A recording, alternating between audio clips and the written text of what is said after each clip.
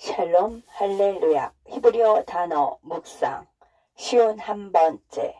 내가 두려워하는 날. 시편 56편 3, 4절. 내가 두려워하는 날에는 내가 주를 의지하리이다.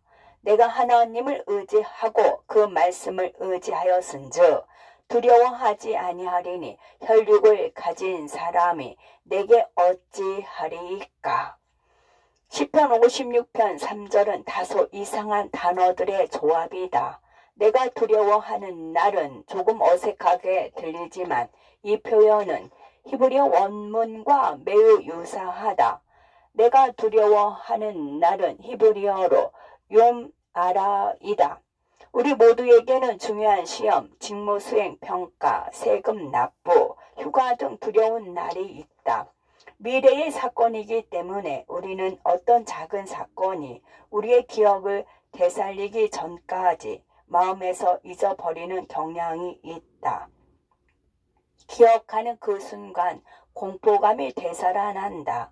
우리 중 일부는 심지어 머리 위에 폭풍 구름을 이고 돌아다니는 피너츠의 주인공 찰리 브라운처럼 미래의 사건에 대해 지속적인 스트레스 상태에 있을 수도 있다.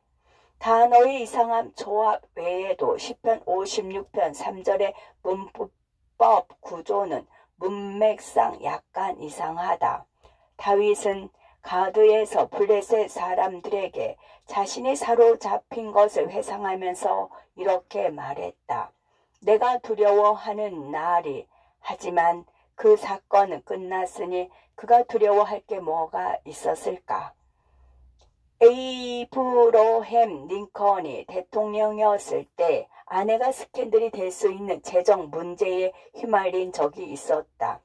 국무장관 윌리엄 H. 수워드는 영부인의 문제를 잘 해결했다.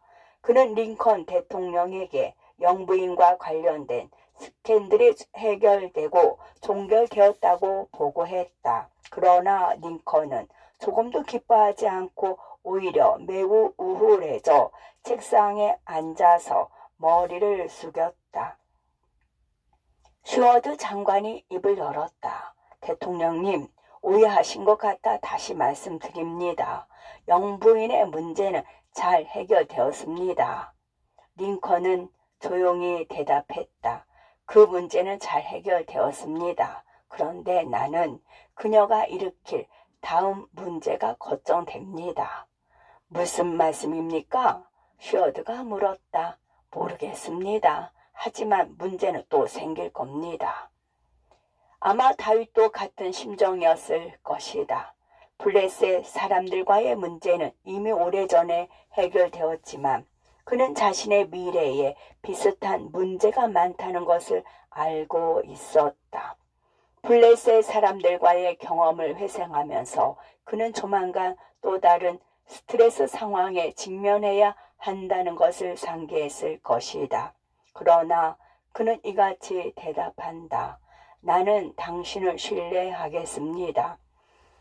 나는 신뢰를 뜻하는 히브리어 타바흐가 분사형일 거라고 기대했지만 그렇지 않았다. 그것은 단순한 칼 미완료형 미래 형태이다. 다윗은 미래의 문제에 직면하여 내가 여호와를 신뢰, 내가 여호와를 의지하리로다 라고 말하고 있다.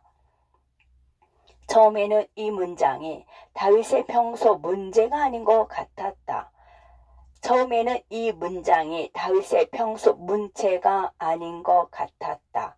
다윗의 전형적인 문체라면 나는 여호와를 신뢰하고 있습니다 라는 현재 시제로 표현하는 분사로 표현했을 것이다. 그러나 이 구절을 묵상하면서 이것이 다윗의 전형적인 모습일 수 있다는 것을 깨달았다. 마태복음 6장 34절에서 예수님은 우리에게 내일 일은 내일이 알아서 할 것이니 염려하지 말라고 하셨다. 하루하루가 그 자체로 충분히 힘들기 때문이다. 다윗은 그저 그 지혜를 따라 살았다. 아직 나타나지 않은 일에 대해 걱정하는 것은 의미가 없다. 다윗은 이렇게 말할 수도 있었다. 하나님, 아시리아 사람들이 내 문 앞에 나타나는 나를 위해 당신을 신뢰하고 있습니다.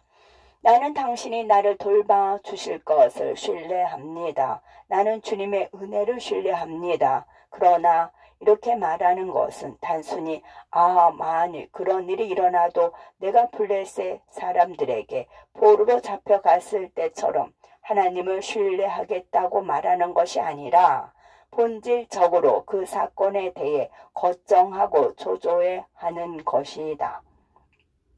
다윗은 폭풍우를 머리에 뒤집어 쓰고 돌아다니기를 거부했다. 나는 당신에 대해 잘 모르지만 다윗 스타일보다는 찰리 브라운 스타일이 더 가까운 나 자신을 종종 발견한다. 그 문제는 해결됐어. 이제 다음 문제가 나타나면 어떻게 해야 할까?